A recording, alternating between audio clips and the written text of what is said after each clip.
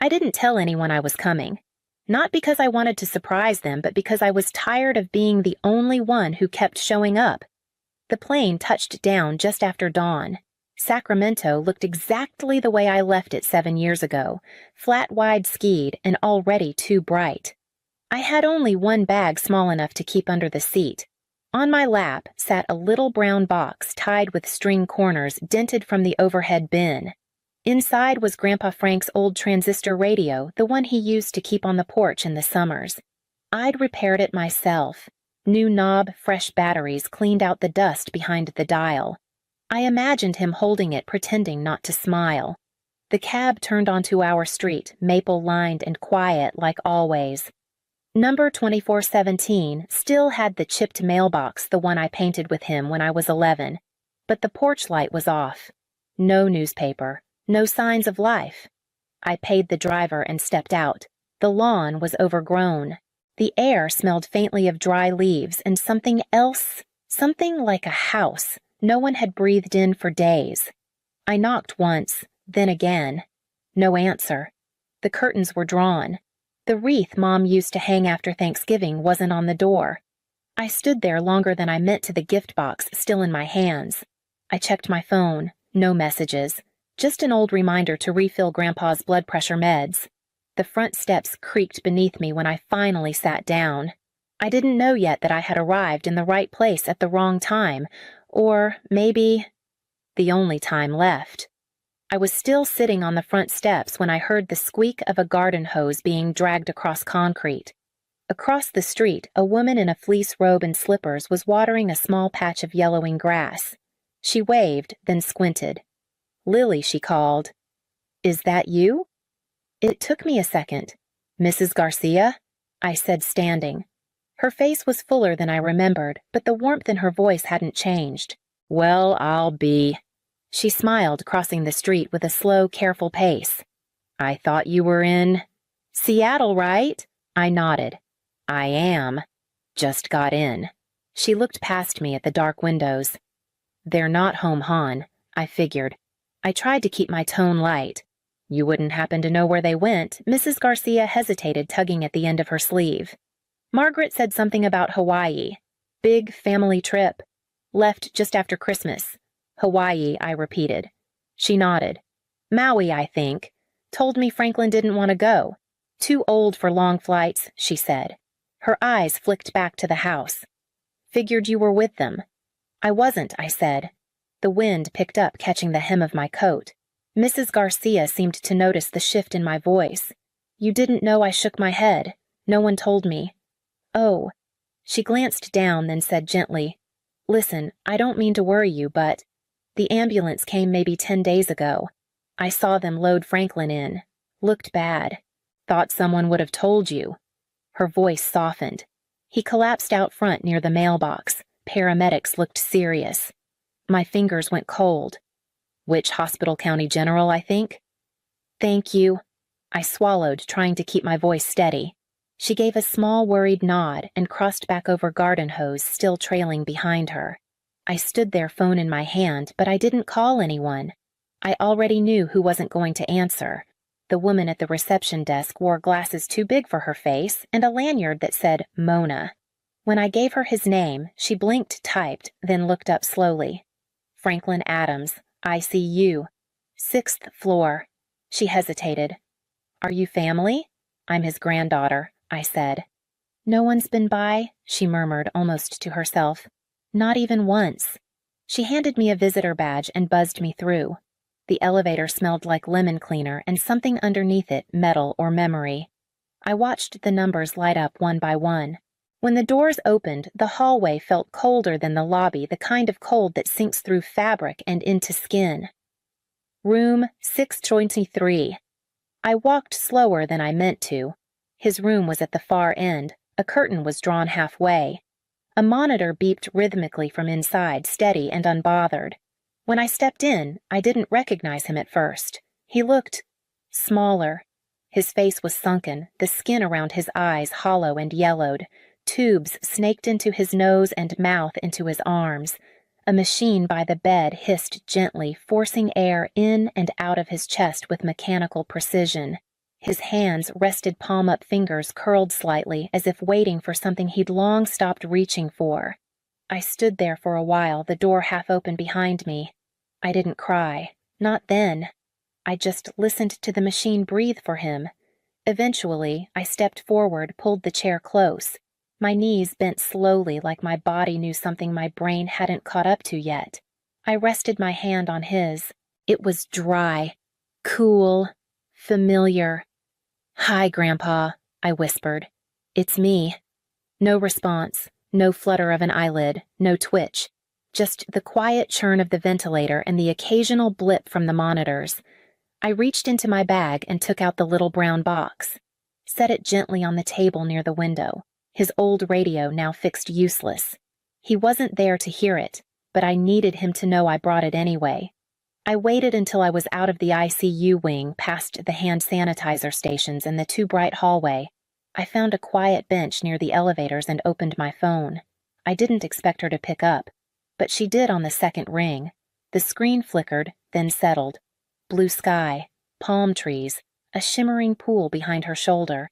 Then her face. My mother, Margaret Adams in full color.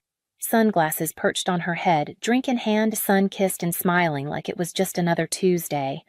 "Oh, Lily," she said, brushing hair from her forehead. "Everything okay?" I couldn't speak right away. "Did you know?" I asked, barely above a whisper. Her brow furrowed. "Know what that grandpa's in the hospital? That he's on life support." She blinked, sighed. "He didn't want to come with us. You know how he is, always making things more dramatic than they are." He collapsed outside. "Alone," I said. A neighbor had to call 911. Margaret shifted in her seat. "We all needed a break, Lily. The stress. You have no idea. Keeping the house, your brother, the bills." "I've been the one paying the bills," I said, voice cracking. For the first time, she paused. "He could die," I said. "And you're by a pool." She looked away, then back. I didn't think it was that serious. Her voice was flat, measured, like she was reading from a script that used to work on me. "I need to go," I said. "Lily," she started. I ended the call before I heard the rest. She hadn't asked if I was okay. She hadn't asked about him. Just silence now, thick as water, ringing in my ears. I sat at the far end of the hospital cafe, back to the wall, a cup of lukewarm coffee untouched in front of me. My phone lay on the table like a question I hadn't answered yet. I opened the banking app, the joint family account created back in 2008 when Dad lost his job and I offered to help still had my name on it. I never removed it, never thought I'd need to. I scrolled, one charge after another. First-class airfare to Maui, resort fees, a spa package at the Four Seasons, a dinner for 6 at a place I couldn't pronounce, a new necklace from a boutique in San Francisco. Then Chloe's name twice, some kind of online influencer service. Brand visibility package, it said. No sign of Grandpa's prescriptions, no co-pays, no home care services, just pleasure neatly itemized. I blinked at the numbers, added them in my head. Tens of thousands gone. My thumb hovered over the settings icon. I tapped. A message popped up: freeze all debit activity for this account. Yes, no. I stared at it. My heart was beating loud in my chest. Not fast. Just hard, like it wanted me to hear something. Yes. Then another message. This action will suspend all connected cards. Are you sure? Yes, the app spun once, then again. Success. Freeze initiated. Allow up to 30 minutes for full processing. I locked the screen. My reflection stared back at me in the black glass. I looked tired, not angry, not righteous. Just someone who had finally stopped pretending not to see. They'd left him with nothing. So now I left them with the same. And I did it quietly. It took 47 minutes. That's how long after the freeze before the phone started buzzing. First came a call from Kyle. I didn't pick up. Then Chloe. Then Mom. Then Kyle again. Then a number I didn't recognize, Hawaii area code. I let them all go to voicemail. The screen lit up like a slot machine gone rogue. Texts poured in. Kyle. What the hell, Lily? None of the cards are working. Are you serious right now, Chloe? I'm literally stranded. I have a collaboration scheduled. You ruined everything. Mom, no text. Just a voicemail. I played it. Lily. Lily, what are you doing? You ungrateful little brat. After everything we've done for you, you want to humiliate us? Your grandfather would be ashamed. You don't get to make these decisions. Fix it. Now. I replayed it once. Not for the words, they were exactly what I expected, but for the tone. It wasn't grief. It wasn't worry. It was fury. The kind that comes from losing control, not from losing someone. I scrolled back through the texts. Kyle was now demanding bank details. Chloe had sent a crying selfie with the caption, "Do you even care what you've done to me?" I didn't answer. I watched the notifications roll in, each one louder in silence than the last. Then I turned the phone face down, leaned back in the stiff cafe chair, and stared out the window at nothing in particular. There was no satisfaction, no rush of justice, just a hollow space where guilt used to live. And in its place, something quieter. Certainty. When I returned to the ICU, the machines were still ticking in rhythm, oblivious to everything that had happened while I was gone. Grandpa hadn't moved. His chest rose and fell under the ventilator, as steady and fragile as before. I sat down, same chair, same angle, same silence. And that's when I noticed it, a corner of yellowing paper barely visible beneath the tray table, pushed to the side, tucked under with care, not by accident. I reached for it, fingers brushing metal, and pulled. A manila envelope, creased at the edges. My name written in his handwriting, clean block letters, all caps. Inside, a printed document signed and notarized. Durable power of attorney, healthcare and financial. It named me. Not Margaret, not Kyle, not Chloe, just me. There was a copy of a handwritten will updated 8 weeks ago, and one small note written on a torn receipt, "Kiddo, don't let them rewrite this story." Grandpa. My throat closed. He knew. Somehow he knew. He hadn't called me, hadn't warned me.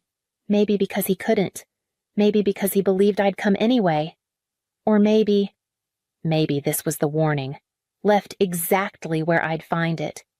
I folded the papers back, placed them gently in the envelope, and tucked it into my coat. Then I sat beside him again. This time, not just as a visitor, but as the only person he trusted to finish what he couldn't. Edwin Reese still used a flip phone. I found that out when he returned my call from a number I didn't recognize and asked to meet at the same diner Grandpa used to take me to after Sunday service. He was already there when I arrived. Window seat, black coffee, no cream, no sugar. "Lily," he said, standing. His suit was older than I was, but pressed. I hoped we'd never have to meet like this. I slid into the booth and placed the envelope on the table. He opened it without a word, read through the document slowly. No dramatics, just the steady focus of someone who's seen too many families come apart behind closed doors. When he reached the handwritten note, his expression shifted, not surprise, just recognition. "He gave this to you directly?" he asked. "No, I found it. In his hospital room, hidden under the tray." Reese nodded. "He stopped by my office 8 weeks ago. Told me he had a feeling. Said he didn't want to burden you unless he had to. That's why he didn't call." I murmured. He was proud, Reese said. But not foolish. He knew how things were leaning. We went through the next steps. First, petition for temporary conservatorship, both medical and financial. Second, notification of the court and hospital administration. Third, account audit to track misappropriated funds from the shared account. "Do I have to appear in court?" I asked. "You can do it virtually," he said. "But I wouldn't recommend it." "Why not?" "Because they'll show up in person," he said, folding the envelope closed. "And if you're not there, they'll fill the room with their version of the story." I nodded slowly. "I'll be there," I said. Reese leaned back. "Good. Then we'll make this official by morning." We parted outside. The air had turned sharp, the kind that makes your breath show. He offered a handshake. His palm was dry and firm. Back in the car, I sat still for a long time, fingers on the steering wheel, eyes on nothing. Grandpa had planned for this, and now I had to finish it. The courthouse was quiet in that particular way buildings get when the stakes are private, but the outcome is public. I sat on the left side of the room, hands folded in my lap papers in a manila folder beside me. Across the aisle, Margaret wore a beige blazer too thin for the weather. Kyle sat stiff beside her, chewing the inside of his cheek, same as he did during high school finals. Their lawyer looked polished. He gave me one quick glance, then turned his attention to the judge. Her name was Eleanor Clean, mid-60s, no nonsense in posture or tone. She called the session to order. My attorney, Mr. Reese, began by outlining the facts: my grandfather's condition, duration of hospitalization, lack of visitation. Then came the documents, the durable power of attorney, the updated will, the evidence I'd found beneath the hospital tray. Then came the finances. He read off the transaction history like an obituary for trust. Tens of thousands drained from the shared account, none of it used for medical care. When it was Kyle's turn, he stood, buttoned his jacket like he was preparing for a TED Talk. "Your Honor," he said smoothly, "my sister has always been emotionally intense. She's had struggles in the past. We've supported her when she lashed out." "Objection," Reese said sharply. "Irrelevant. Inflammatory." Judge Clean raised a hand. "Mr. Adams," she said to Kyle, "stick to facts. No character assessments unless asked." Kyle sat down without another word. Then Margaret stood. "I raised that girl," she began. 9 months carrying her ballet lessons, braces. "Mrs. Adams," the judge interrupted. "We're not here to discuss orthodontics. We are here to review medical authority and financial misappropriation." A silence fell over the room. Reese slid a copy of a recent email across the table, one Kyle had sent to extended family, accusing me of manipulating Grandpa's condition for control. Judge Clean read it slowly, face unreadable. Then she spoke. "Ms. Adams," she said, turning to me, "based on the evidence provided and in the absence of legal or medical opposition, I'm granting you full conservatorship over your grandfather's medical and financial affairs." She turned to Margaret and Kyle. "You are hereby barred from access to any accounts or decisions related to Mr. Franklin Adams pending further court review." Kyle looked at the floor. Margaret's lips tightened, but she said nothing. I didn't gloat. I didn't even breathe deep. I just nodded. The hospital was quieter that night, or maybe I was just listening differently. I walked the hallway to room 623 without thinking, each step more familiar than the last. The light above his bed was dimmed, casting a soft glow on the edges of the machine and the silver in his hair. I took the same chair, pulled it close. The room smelled the same plastic alcohol swabs, the faint echo of something sterile and slowly fading. I sat in silence, not expecting anything. Then his hand moved. Just barely, the fingers twitching like they'd forgotten how to grip. I leaned forward, heart pounding in my ears. His eyes fluttered, not wide open, just enough to find something. Or someone. "Grandpa," I said, barely breathing. His gaze wandered for a second, then settled. His lips parted dry and pale. The machine kept breathing for him, but his voice somehow slipped between the pulses of air. "I knew." He rasped, barely louder than the hum around us. "Knew you'd come." That was all. Not a plea. Not a farewell.